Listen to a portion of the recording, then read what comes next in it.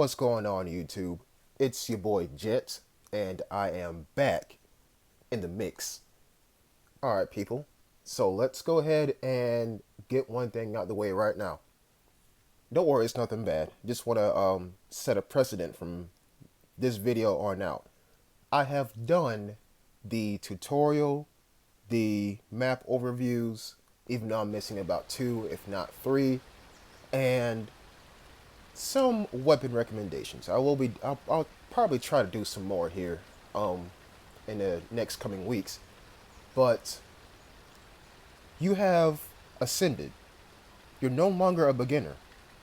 You've watched through enough of my playlist to understand the basics and understand some combat scenarios, and you've watched my recommendations on how to get kills, in what situations are best to get kills in, and how to get plans.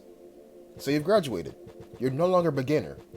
You are now intermediate. So with that being said, I'll be treating you as such. Okay? So no longer will it be, this is how you get plans. You should already know that. This is how you make weapons. You already know that.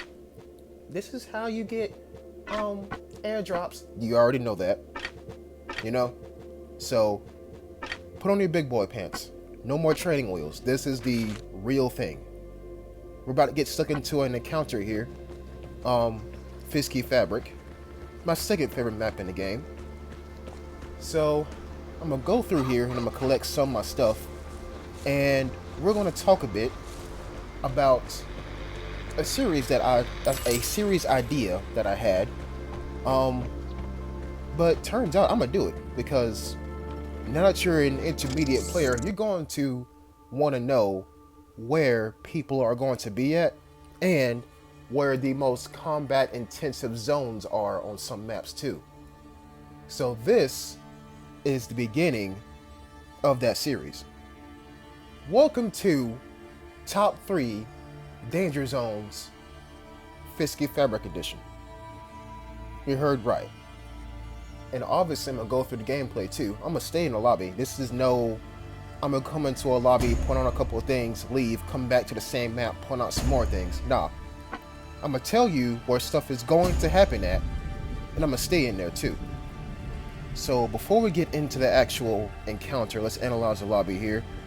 Alright, so I see a bunch of AKs, the short AKs, and this guy bought... Why would you bring a knife? Okay, guys, don't bring knives. Okay, just don't. There's no point. Oh, an MP5. Don't bring knives, because we're going to hear you coming, number one. And number two, you got to be really, really, really close to somebody to inflict damage on them with a knife. So just don't bother. Unless somebody pays me $2 grand, I would actually make a video where I get a kill with a knife. It was hard enough. I had one challenge back in the day. It was to get 15 kills with a pistol, and I will get a purple airdrop. That took me at least about 25 encounters. Yeah, it was bad. Anyways, so let's go ahead. I'm gonna enter into this house, and I'm gonna point out to you the top 3. Oh yeah, people do spawn near me too. Alright, there's probably about 2 people near me, so I'm gonna try to make this quick. Alright, so number 1, you got the death tunnel. This tunnel right here is full of cars, and cars have alarms. That's all I'm really going to tell you.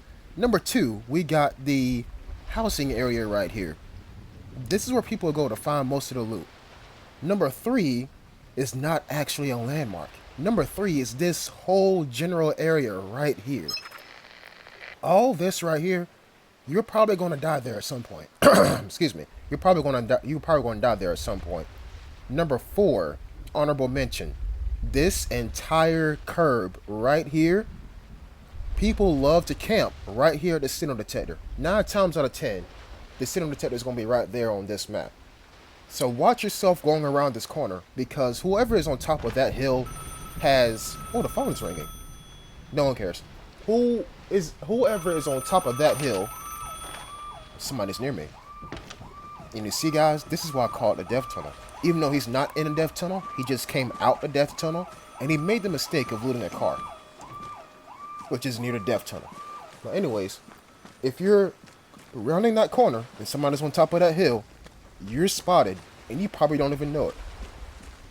Alright, so there you have it. Top 3 danger zones, and the 4th honorable mention is actually an entire corner of the map. So now that I know somebody's here, I'm going to try to play it sneaky, and because I want to say there's a 60% chance I'm going to run into him. Because he doesn't know that I spawned back here, but I know that he spawned on the other side of the tunnel, and he just made his way through the tunnel. And so now he's going to backtrack and try to loot some more of these houses. So let's see if my hunch is right. There he is right there. And I get caught on a rock. This is wonderful. Yep, spotted me.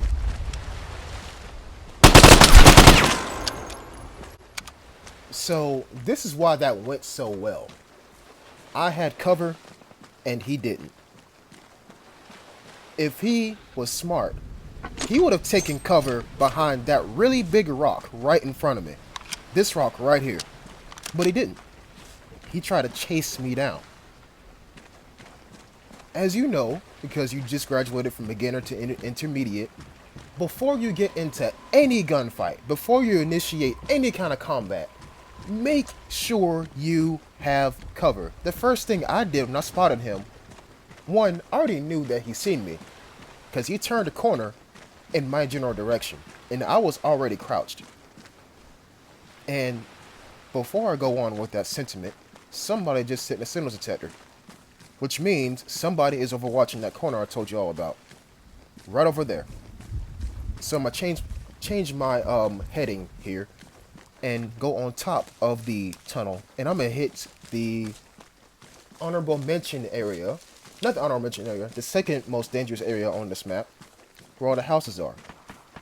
I was gonna do that anyway, but I was gonna try to go around that curb and hit all those houses. But somebody's there, and I don't feel like dealing with them. I really don't. Alright. So back to the gunfight that just happened.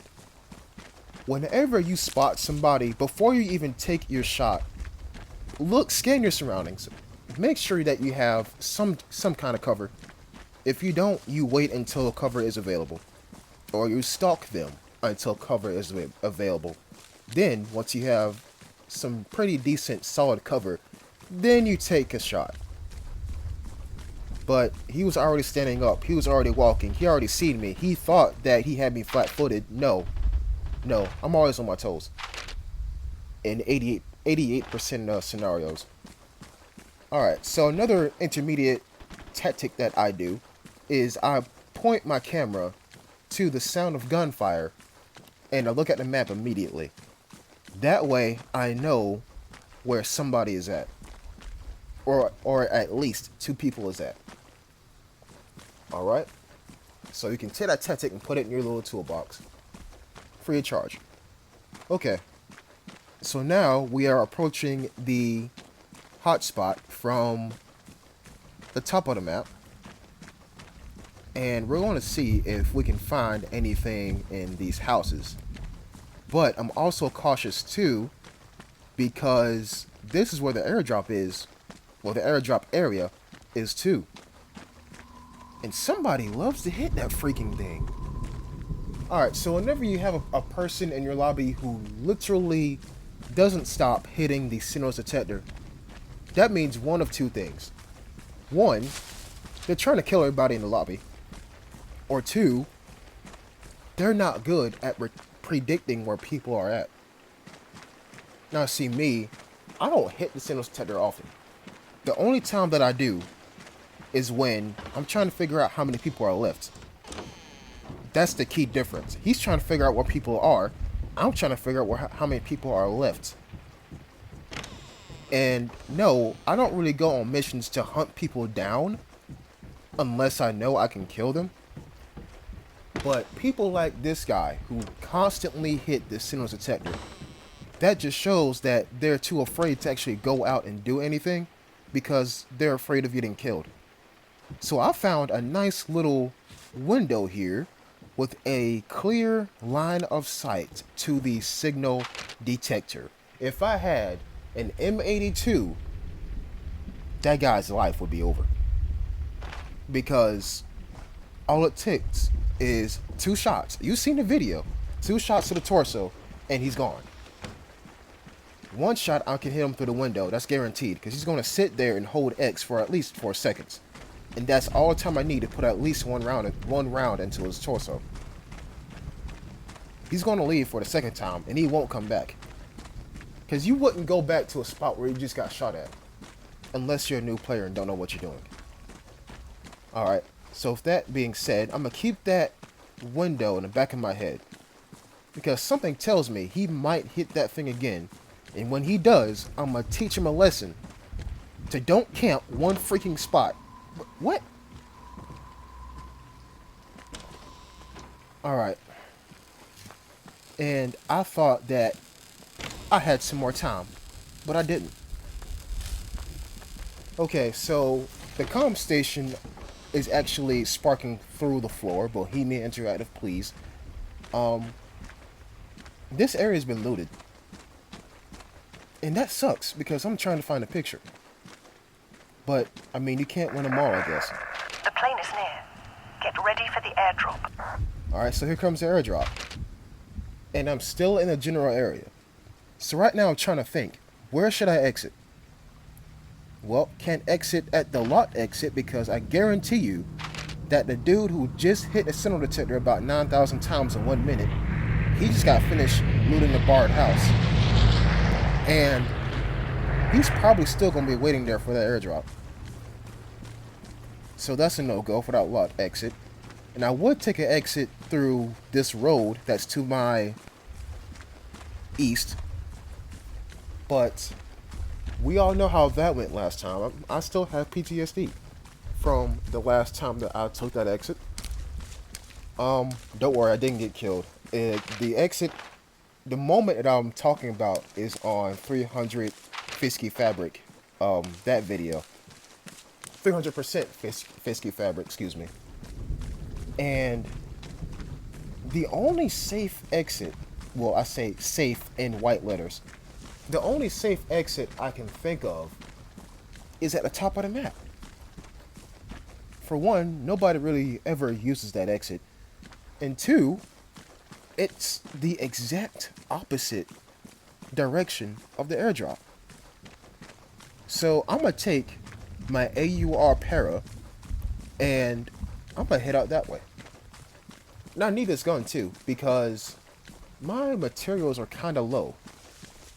Because I didn't take into account how many times I made H-bar Ts and MP5s. So I'm going to need all the materials I can get. So let's skip ahead to where I leave. Alright, so nothing really happened except I ran across another landmark and the door was open. So no need in going in there, because open doors mean it's been cleared out. There's no point. And I'm gonna leave here.